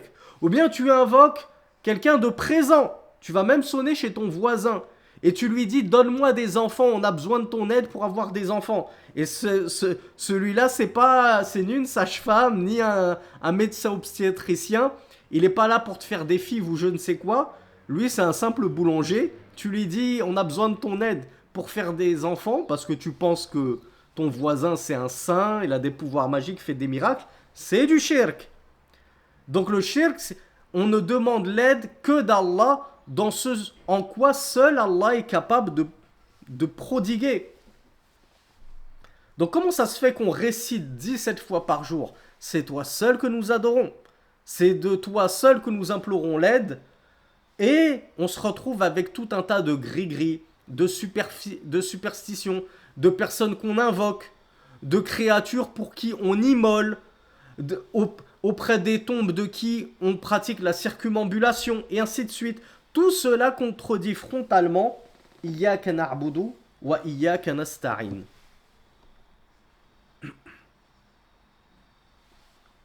Le Cheikh Abdurrazaq al-Badr nous dit Iyyaka na'budu, c'est toi seul que nous adorons. Bara'atun mina shirk, c'est un désaveu du shirk. Lorsque tu dis Iyyaka na'budu, normalement, tu es en train de te désavouer du shirk. Comment ça se fait qu'autour de ton cou, dans ta maison ou sur le rétroviseur de ta voiture, tu aies des symboles du shirk, de l'association à Allah subhanahu wa ta'ala? Comment ça se fait, mon frère, ma soeur, que tu prends un plaisir malsain à jouir devant un épisode de Naruto, One Piece, les Chevaliers du Zodiaque, où on entendait j'invoque le dragon, j'invoque la puissance du renard, des Dende, Kamehameha, Dende, il va nous ressusciter si on a réuni les 7 boules de cristal. Subhanallah, t'es en train de regarder du shirk et tu t'en délectes, t'es content, tu prends du plaisir. Et après, le soir, tu vas dire Iyyaka na'budu wa iyyaka nasta'in, yani atabarra'u mina shirk, je me désavoue du shirk. Toute la journée, tu étais en train de le regarder, ce shirk. Puis dans ta prière, tu vas dire à Allah, je me désavoue du shirk. Il y a anguille sous roche. Il y a une certaine dichotomie chez toi. Il y a un problème quelque part. Peut-être que ce problème émane justement du fait que tu ne comprends pas ce que tu récites dans ta Fatiha. Tu ne le comprends pas, donc tu ne peux pas l'assimiler clairement et le mettre en pratique au quotidien. Wa iyyaka nasta'in bara'atun min al-hawli wal quwwa. Le cheikh nous dit, et quant à iyyaka nasta'in, c'est de toi seul dont nous implorons l'aide, là tu es en train de désavouer de quoi? De toute force et de toute puissance. Et de toute capacité. Tu es en train de dire, la hawla wa la quwwata illa billah. En réalité, il n'y a de force, de puissance, de capacité, de changement qu'auprès d'Allah. Si ce n'était Allah, je ne serais même pas capable de me lever de ma chaise. Si ce n'était Allah, je ne serais même pas capable de parler, de respirer. Donc, si ce n'est Allah, je n'ai aucune force. Ce peu de force que j'ai, ce peu de puissance que j'ai, ces mouvements que je fais, ces pas que je fais vers la mosquée, tout n'est que la grâce d'Allah subhanahu wa ta'ala. Je dépends d'Allah au quotidien. Je ne peux me passer d'Allah, ne serait-ce que l'espace, le temps d'un clin d'œil. D'où le fait que le cheikh nous rappelle que Iyyaka na'budu tahqiqun li la ilaha illallah. Iyyaka na'budu, c'est toi seul que nous adorons. C'est une concrétisation et une affirmation de la parole La ilaha illallah. Il n'y a d'autre Dieu qu'Allah. Ça veut dire quoi? Il n'y a d'autre Dieu qu'Allah. Ça veut dire Iyyaka na'budu. C'est toi seul, ô Allah, qu'on adore. Je peux pas adorer d'autres qu'Allah. Donc je peux pas invoquer d'autres qu'Allah. Je peux pas immoler pour autre qu'Allah. Je peux pas placer tous mes espoirs et toute ma confiance en un autre qu'Allah. Du sais-je avoir une grave maladie et j'ai besoin d'un chirurgien qui doit m'opérer. Oui, mais avant de d'espérer que ce chirurgien fasse bien son travail, j'ai d'abord espoir qu'Allah me guérisse et qu'il place ma guérison entre les mains de ce chirurgien qui ne sera qu'une cause parmi les causes. C'est Allah qui me guérira, pas ce chirurgien. Et Iyaka nasta'in tahqiqun li la hawla wa la quwwata illa billah. Donc je viens de le dire, Iyaka nasta'in, c'est une concrétisation de la parole la hawla wa la quwwata illa billah. Il n'y a de puissance, de capacité, de force, de mouvement, de changement qu'en Allah subhanahu wa ta'ala. إياك نعبد فيها الخلوص من الشرك والرياء. Enfin, Cheikh nous dit, dans Iyaka na'budu, c'est toi seul que nous adorons, il y a le fait de s'éloigner, il y a une porte de sortie contre le shirk, de l'association à Allah subhanahu wa ta'ala, warriya. C'est quoi ar-riya? Quand je dis Iyaka na'budu, de quoi je suis en train de m'échapper? Bravo, de l'ostentation.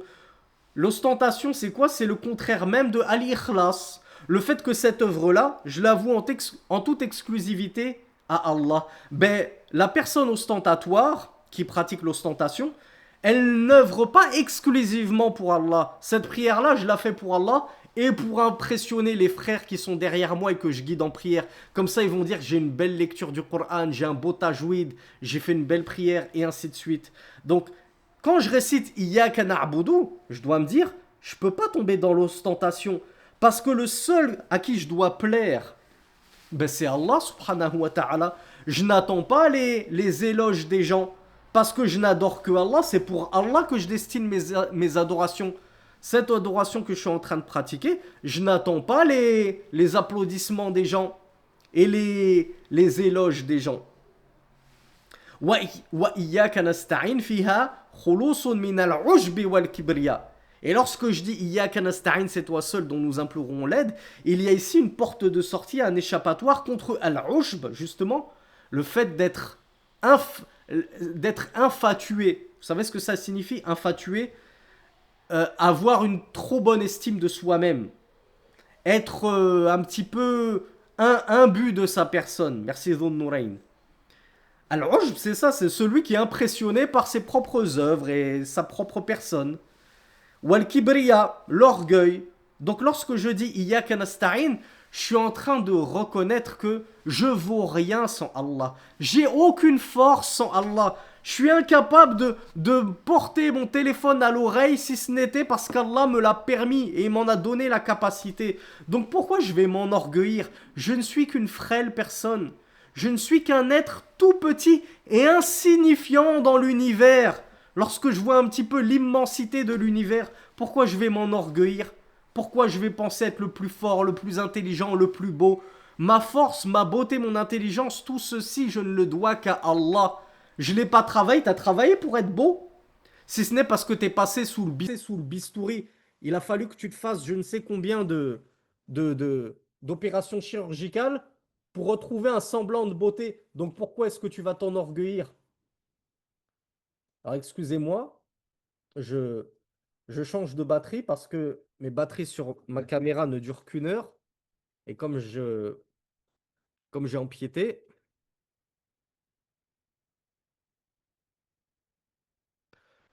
donc pourquoi m'enorgueillir pour ceux, pourquoi je n'ai pas travaillé en passant sous le bistouri chez ton chirurgien esthétique?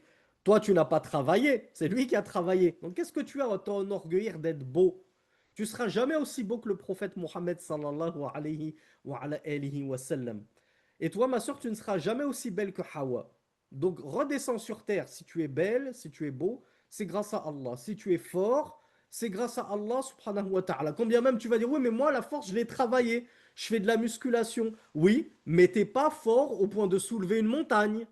Et pourtant, il y a un ange qui est allé voir le prophète sallallahu alayhi wa, alayhi wa sallam et lui a dit, si tu veux, pour toi, je soulève ces deux montagnes et je les aplatis contre ce peuple. Je crois que c'était Taïf. Donc tu seras jamais aussi fort, tu ne seras même pas aussi fort qu'un éléphant, qu'un rhinocéros, et ainsi de suite. Donc pourquoi t'enorgueillir à l'échelle du monde et de la planète, pour ne même pas dire de l'univers, et à l'échelle de toutes les créatures d'Allah, tu n'as que très très peu de force. Pourquoi t'enorgueillir? Tu es intelligent, tu as sauté 2 classes, tu as un QI de 160, je sais quoi. Tu seras jamais le plus intelligent. Il y aura toujours plus intelligent que toi. Donc lorsque je dis Iyyaka nasta'in, ben normalement ça devrait me permettre de sortir de ce ujb, de ce kibr, de cet orgueil, de cette infatuité, de cette vanité que j'ai, de cette autosatisfaction de moi, de ma personne, de mes œuvres. Ihdina sirat al-mustaqim. Guide-nous sur le droit chemin. Le cheikh nous dit Yani dullana wa waffiqna ya Allah. Je vais vous poser la question, sachant qu'on l'a déjà étudié pour ceux qui ont assisté au cours de tafsir précédemment. Guide-nous sur le droit chemin. Oui, mais nous les musulmans, ne sommes-nous pas sur le droit chemin? Oui ou non? Est-ce que nous les musulmans, on est sur le droit chemin? Quand bien même, oui, on fait des péchés. C'est pas le souci. Est-ce qu'on est sur le droit chemin? Alors Bakary me dit non, pas du tout. Tu me fais peur, Bakary. Nous, les musulmans, nous sommes sur le droit chemin. Bien sûr, nous, les musulmans, les croyants, on est sur le droit chemin. Et ce qu'on demande à Allah, on est sur... Alhamdulillah. Donc, nous, les musulmans, nous sommes sur le droit chemin, chemin qui nous conduit à Allah. Si on meurt sur ce chemin, eh bien, on rencontre Allah subhanahu wa ta'ala et notre destination finale sera le paradis. Qu'on soit des mauvais ou des bons musulmans, qu'on goûte à l'enfer ou pas, quoi qu'il en soit, on connaîtra le paradis, contrairement aux infidèles. Donc nous, les musulmans, on est déjà sur le droit chemin, on est sur le chemin de l'islam. Vous avez un autre droit chemin que l'islam? Pour ceux qui m'ont dit non, on n'est pas sur le droit chemin.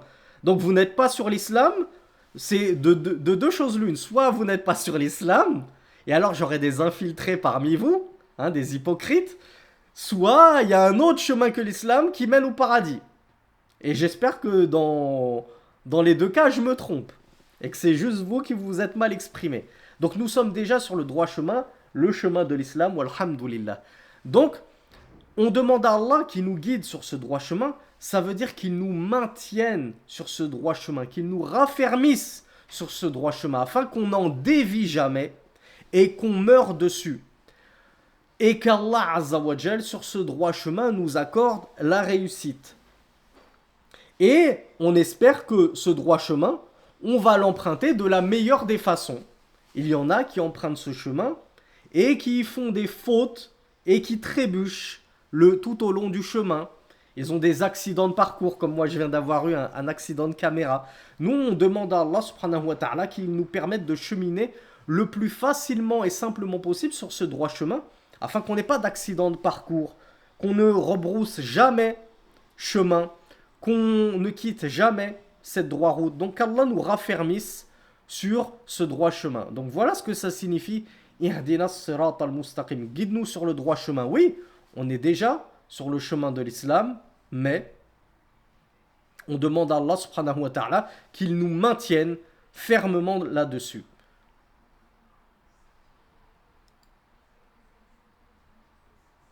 Allah Azza wa Jal nous dit dans la sourate Al-An'am, les bestiaux, verset 153, وَأَنَّ هَذَا صِرَاطِي مُسْتَقِيمًا فَاتَّبِعُوهُ وَلَا تَتَّبِعُوا السُّبُلَ فَتَفَرَّقَ بِكُمْ عَنْ سَبِيلِهِ. Allah nous dit, et ceci, donc il demande à Muhammad sallallahu alayhi wa sallam de dire cela. Et ceci est mon droit chemin, alors suivez-le. Et ne suivez pas les chemins, donc tous les chemins autres que le droit chemin de l'islam. Car il vous éloignerait de son chemin, c'est-à-dire du chemin d'Allah subhanahu wa ta'ala. Donc nous, notre crainte la plus grande, c'est de faire une sortie de route, une sortie de piste, et d'atterrir sur un autre chemin que le droit chemin. Donc, oh Allah, guide-nous sur le droit chemin, maintiens-nous dessus. Raffermis-nous dessus. Fais que demain on ne finisse pas dans le chemin des coranistes, le chemin des chiites, le chemin des laïcards, républicains, pseudo-musulmans. Donc quel est ce chemin? Le Cheikh Abdul Razak al-Badr nous dit Huwa dinullah, c'est la religion d'Allah, ce chemin droit. Alladhi radiyahu li'ibadihi, cette religion qu'Allah a agréée pour ses serviteurs. Wa la yarda lahum dinan siwahu. Allah Azza wa Jal n'agrée point d'autre chemin et donc point d'autre religion pour ses serviteurs que l'islam. Ce chemin-là, il est en outre Sirat alladhina an'amta alayhim, le chemin de ceux que tu as comblés de tes bienfaits, de tes faveurs. Qui sont ceux-là? Qui sont ceux qu'Allah a comblés de ses bienfaits, de ses faveurs?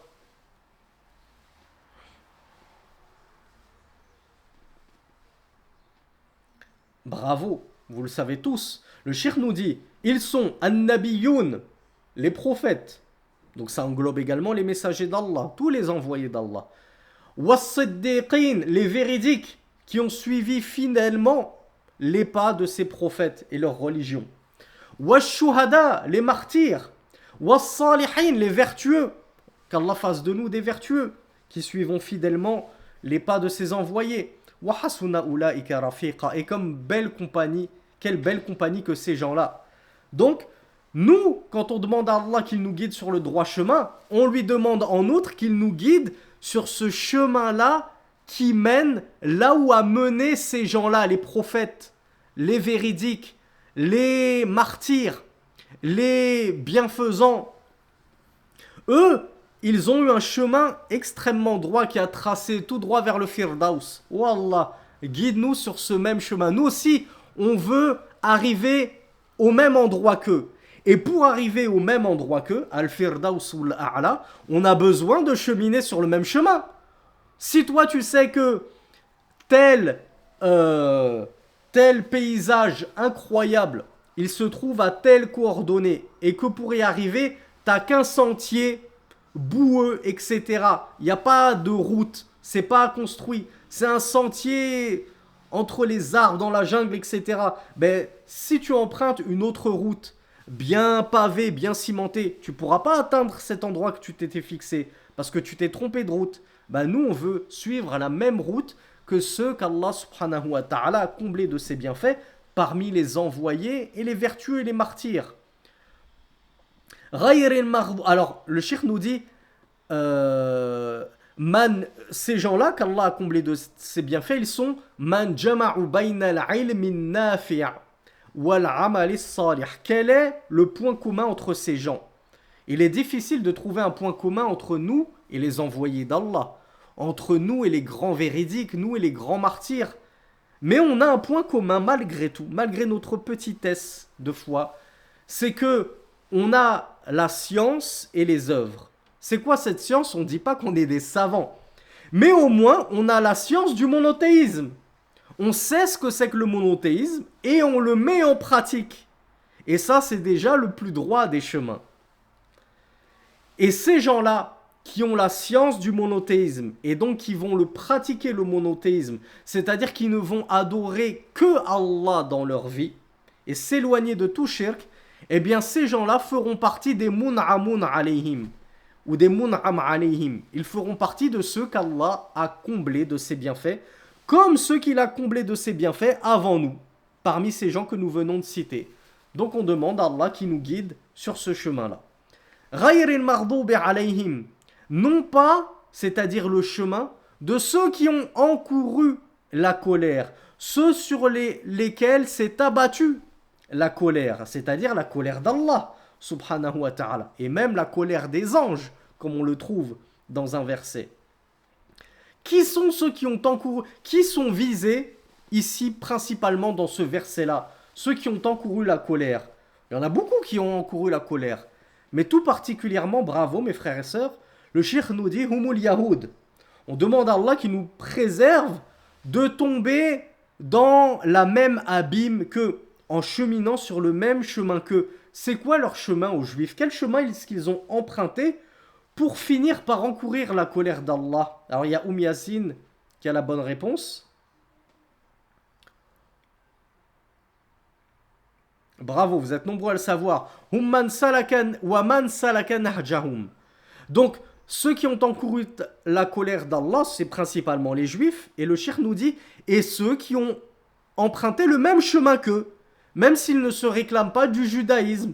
Aujourd'hui, en 2025, si on a quelqu'un qui décide parmi les soi-disant musulmans d'emprunter la même voie que les juifs, en étant décrit de la même façon que ce que nous allons décrire, eh bien il sera assimilé à eux et sa destination sera la même que la destination des juifs. Qui sont ceux qui ont suivi la même voie? Ce sont ceux qui ont de la science, ils connaissent la vérité. Ce coraniste, il connaît la vérité, il a le Coran chez lui, donc il a la vérité. Walakin la ya'malu bihi. Mais il ne veut pas le mettre en pratique. Dans le Coran, Allah te demande de suivre le prophète sallallahu alayhi wa sallam. Dans le Coran, Allah te demande, te dit, et ce que le prophète vous a défendu, abstenez-vous-en. On te dit, le prophète, il a interdit ceci et cela. Ouais, mais c'est pas dans le Coran, alors je m'en abstiens pas. Eh ben, t'es en train de suivre la même voie que les juifs. Tu as la science, tu l'as reçue la science, et tu la caches volontairement, tu ne veux pas la mettre en pratique, eh bien tu n'es pas dans As-Sirat al-Mustaqim. Toi, tu as fait une sortie de piste. Et toi, la colère d'Allah et des anges descend sur toi. Tu fais partie de ceux qui ont encouru la colère d'Allah, et tu fais partie de ceux dont nous demandons à Allah qu'il nous préserve de cheminer dans le même chemin qu'eux. Ghayril maghdubi alayhim. On ne veut surtout pas, oh Allah, que tu nous guides sur le chemin de ceux-là. On ne veut pas de leur chemin à eux. Wala dalin, ni que tu nous guides sur le chemin des égarés, ad-dalin. Donc, ghayril maghdubi alayhim wala dalin, et non pas, c'est-à-dire, et ne nous guide pas sur le chemin de ceux qui ont encouru la colère et des égarés, qui sont du coup les égarés en tête de liste desquels figurent les chrétiens, bravo, vous le saviez tous. Et man salaka nahjahum, mais aussi tous ceux qui vont suivre la même voie que les chrétiens. Qui sont ceux qui suivent la même voie que les chrétiens? Vous m'avez précédé, c'est l'inverse des juifs. Ce sont ceux qui n'ont pas de science. Les juifs, ils ont la science, ils ont le livre, c'est juste qu'ils ne veulent pas l'appliquer. Ils s'en détournent volontairement. Les chrétiens, ils veulent adorer. Regardez le nombre de rites qu'ils ont dans leur église, dans leur procession. Ils ont tout un tas d'adorations, de rites, d'incantations, de chants, de prières. Mais ils font tout ça sans science. Tu leur dis, tu le tiens d'où ce rite? Tu la tires d'où cette prière?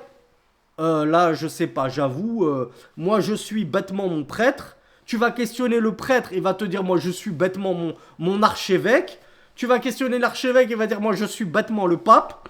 Et le pape, il va te dire, je sais pas, moi je l'ai hérité du pape avant moi. C'est comme ça que ça se passe depuis un millénaire. On cherche pas à comprendre, on adore Allah sans science. Donc quiconque fait partie de ceux qui adorent Allah sans science, en tête desquels figurent les chrétiens, si parmi notre Ummah, il y a un musulman qui veut adorer Allah sans science, moi, je vais faire une prière à ma sauce. C'est vrai que j'ai pas la science de cette prière-là, j'ai pas la modalité de cette prière, ni dans le Coran, ni dans la Sunna, mais je vais m'inventer une prière à moi. Je vais même, donc ce qu'on appelle une bid'a, une innovation. Et en plus, je vais carrément la répandre et inviter les gens à me suivre dans cette innovation-là. Ben, cette personne-là, c'est une égareur, comme les chrétiens qui se sont égarés du droit chemin. Parce qu'ils veulent œuvrer, et ils œuvrent, mais sans science. Ils font n'importe quoi dans leurs œuvres. Ils n'ont rien qui les appuie dans leurs agissements. Ils n'ont pas de burhan, de sultan, ils n'ont pas de preuves. Donc le cheikh nous dit, parmi ceux qui ont suivi le chemin des chrétiens, ya'budun Allah bi ghayri basiratin wala ilm. Ils adorent Allah sans clairvoyance et sans science, ceux qui imitent les chrétiens. Donc al-maqsoud, l'essentiel à retenir, at-ta'dhir, donc l'essentiel à retenir sur ce dernier verset, ghayril maghdubi alayhim waladdallin, c'est que là quand on le lit, on est en train de demander protection auprès d'Allah subhanahu wa ta'ala. Encore une fois, contre quoi? Le cheikh nous dit at-tahdhir min ulama is-su wa ubad ad-dalal. وعباد الدلال.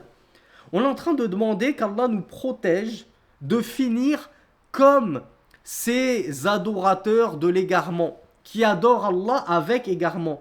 Et comme les savants du mal, les savants de l'égarement, et ces prédicateurs de l'égarement, ces égarés égareurs, qui soit cachent la vérité et prétendent que on peut être proche d'Allah sans forcément embrasser l'islam, wal'ayadhu billah. Regardez ces imams égarés, égareurs, autoproclamés imams d'ailleurs, on ne sait pas qui c'est qui lui a décerné le titre d'imam, et ces pseudo-dévots, c'est-à-dire adorateurs, mais qui adorent Allah dans l'égarement. Ben nous, on cherche refuge auprès d'Allah contre le mal de ces gens-là et contre le fait de finir dans leur filet, contre le fait d'emprunter le même chemin qu'eux, suivre la même voie qu'eux.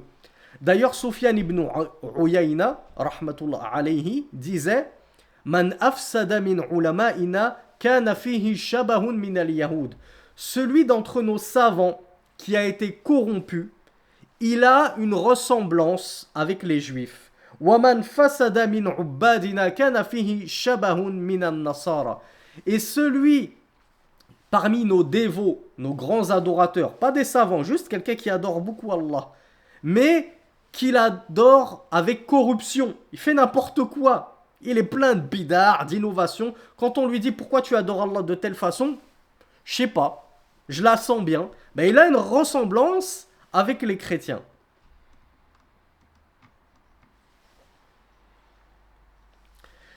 Et le shirk nous dit, parmi ce qui va aider le plus à comprendre cette sourate, Al-Fatiha, en comprendre l'importance, comprendre dans quelle station tu te tiens, ô mon frère et ma sœur, en prière, lorsque tu es en train de réciter cette sourate. Il y a le hadith rapporté par Abu Huraira, radiyallahu anhu, qui rapporte du prophète, sallallahu alayhi wa sallam, je vous donne la source tout de suite pour ne pas oublier, dans l'authentique de Muslim, numéro 395. Le prophète sallallahu alayhi wa sallam cite une parole d'Allah, c'est-à-dire un hadith divin, hadith qudsi, c'est Allah azza wa jal qui parle directement.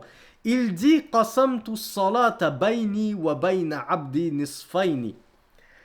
Notre Seigneur nous dit, j'ai partagé la prière entre moi et mon serviteur en deux.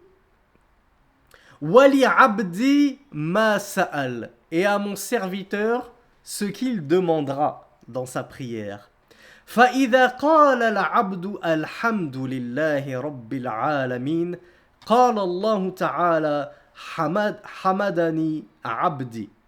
Lorsque mon serviteur dit Alhamdulillahi Rabbil Alamin, Hamidani, pardon. Lorsque mon serviteur dit Alhamdulillahi Rabbil Alamin, louange à Allah, le Seigneur des mondes, ou la louange appartient au Seigneur des mondes, Allah dit mon serviteur m'a élogé, m'a louangé, Hamidani Abdi. وَإِذَا قَالَ الرَّحْمَنِ الرَّحِيمِ. Et lorsqu'il dit, le serviteur, الرَّحْمَنِ الرَّحِيمِ, قَالَ اللَّهُ تَعَالَى أَثْنَى عَلَيَّ عَبْدِي. Allah dit à ce moment-là, mon serviteur m'a élogé. Il a fait mes éloges en évoquant parmi mes deux noms les plus beaux, Ar-Rahman, Ar-Rahim. Les deux des noms principaux d'Allah subhanahu wa ta'ala, car tous les noms d'Allah sont beaux, bien entendu. Et lorsqu'il dit, mon serviteur, Maliki yawmiddin, qala majjadani abdi. Lorsque mon serviteur dit, possesseur du jour de la rétribution, Allah dit, mon serviteur m'a glorifié. Là, il a commencé à avoir peur de moi, souvenez-vous. Il m'a glorifié. Il sait que c'est moi le roi, le possesseur, le maître. وَإِذَا قَالَ إِيَّاكَ نَعْبُدُ وَإِيَّاكَ نَسْتَعِينُ. Et lorsqu'il dit, le serviteur dans sa Fatiha, c'est toi seul que nous adorons, et c'est de toi seul que nous implorons l'aide. قال هذا بيني وبين عبدي ولعبدي ما سأل. Cela est entre moi et mon serviteur, et à mon serviteur ce qu'il demandera. فإذا قال, et imaginez-vous, là Allah répond à son serviteur et à mon serviteur ce qu'il demandera. Qu'est-ce qu'on demande juste après avoir lu ce verset pour lequel Allah nous a répondu? C'est entre moi et mon serviteur, et à mon serviteur ce qu'il me demandera. Bravo. On lui demande la guider, souvenez-vous. Et en lui demandant de nous guider sur le droit chemin, et non pas le chemin de ceux qui ont encouru la colère, ni des égarés, on est en train de demander quoi à Allah? Bravo, on est en train de demander le paradis. Et surtout, souvenez-vous, on est en train de lui demander même de faire partie de ceux qu'Allah a comblés de ses bienfaits, parmi les prophètes, les martyrs, les vertueux, et ainsi de suite. Oh Allah, guide-nous sur le chemin de ceux que tu as comblés de tes bienfaits. En gros, on est en train de lui demander le Firdaus. Est-ce que vous avez une demande plus importante que celle-là? Même ceux qui veulent se marier, ceux qui veulent des enfants, ceux qui veulent retrouver du travail, ceux qui veulent retrouver la santé, peu importe votre demande actuellement, est-ce qu'il y a une demande plus importante que cela? Demandez à Allah de finir au Firdaus avec ces gens-là. Allahu Akbar. Et c'est Allah qui te dit, et à mon serviteur ce qu'il demandera. Mais pensez-vous, mes frères et sœurs, que Allah exauce l'invocation de l'insouciant qui ne sait même pas qu'il est en train de faire une dua. Là, tu es en train de faire une dua, une invocation à Allah, tu ne le savais même pas. Ça ne t'avait jamais traversé l'esprit qu'à ce moment de la Fatiha, tu étais en train d'invoquer Allah, et pas n'importe quoi, pas pour n'importe quoi. Tu étais en train de lui faire l'invocation la plus fondamentale, la plus illustre, la plus immense qui soit. Mais le prophète sallallahu alayhi wa sallam, bravo Clara qui s'en est souvenu, nous a dit Inna Allah la yastajibu du'a'an min qalbi ghafilin. Allah n'exauce pas la dua d'un cœur insouciant et distrait.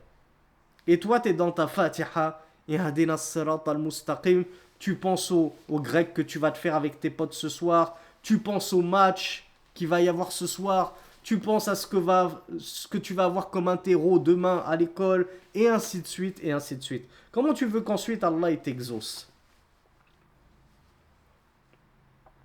Allah poursuit, lorsqu'il dit le serviteur, Yahdina as-sirat al-mustaqim, sirat alladhina an'amta alayhim, ghayril maghdubi alayhim waladdallin, Allah dit, Hadha li'abdi wa li'abdi ma sa'ala. Cela appartient à mon serviteur, et à mon serviteur ce qu'il a demandé, parce que je me suis engagé. La Fatiha, je l'ai divisée en deux, entre moi et mon serviteur. Ce qu'il va me demander, je vais lui donner. Il m'a demandé la guider, je vais lui donner la guider. Il m'a demandé de ne pas finir parmi les juifs et les chrétiens, je vais lui donner ce qu'il a demandé. Donc pourquoi vous pensez que les coranistes quittent l'islam en masse? Parce que justement, ils ne font pas la prière. Ils ne récitent pas la Fatiha, donc ils n'ont pas ce succès-là. Pourquoi vous croyez qu'on trouve des ex-musulmans, des ex-apostats sur les réseaux sociaux, des gens qui ne faisaient pas la prière, qui ne récitaient pas la Fatiha, ou qui ne comprenaient strictement rien à ce qu'ils récitaient dans la prière. Donc forcément, ils n'ont pas pu être touchés de cette grâce d'Allah subhanahu wa ta'ala.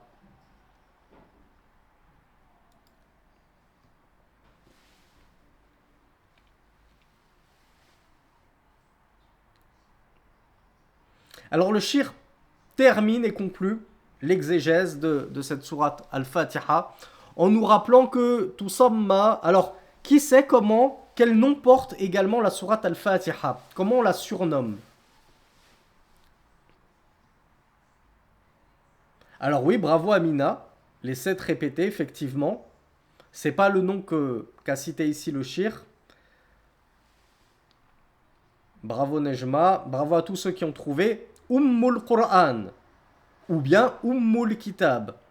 Alors, en français, on traduit ça par la mère, mais en réalité, si on veut bien traduire, on va pas dire la mère du livre, parce que la mère, ça voudrait dire la génitrice. Ça ne veut rien dire la génitrice du livre, celle qui a donné naissance au livre. Ça aurait même un sens un peu gravissime. Donc on va plutôt le traduire par le cœur du livre, le fondement du livre. Parce que ben, c'est le fondement. Toi, tu n'es venu, souvenez-vous ce qu'on a dit, entre al-usul ou al-furu' dans le cours d'hier. Il y a les fondements et les branches. Toi, tu es une branche qui découle de ta mère. Ta mère, c'est ta fondation qui t'a donné naissance. Eh bien, c'est pareil. Qu'est-ce qui est le fondement, la source, la base, la quintessence du livre d'Allah? C'est Al-Fatiha.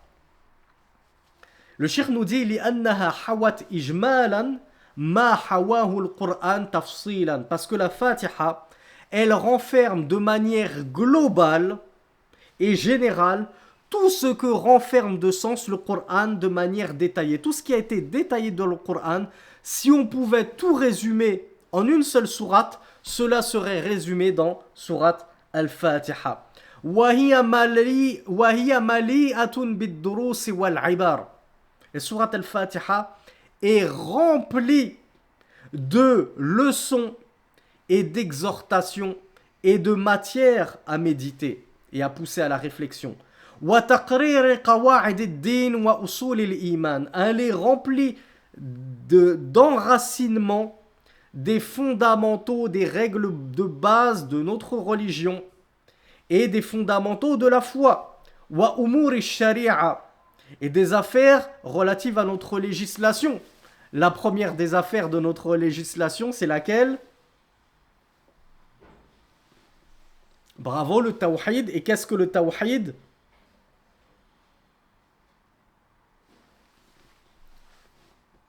C'est le fait de n'adorer qu'Allah en toute exclusivité. Ne le trouvons-nous pas dans la Fatiha? Wal akhlaq wal adab. Le Cheikh Abdul Razak al-Badr nous dit il y a également dans la Fatiha des leçons dans al-akhlaq wal adab. Qui sait ce que c'est qu'al-akhlaq wal adab? On l'a vu dans le cours dernier. Bon comportement, les bonnes mœurs. Qu'est-ce qu'on trouve comme bon comportement ici dans la Fatiha?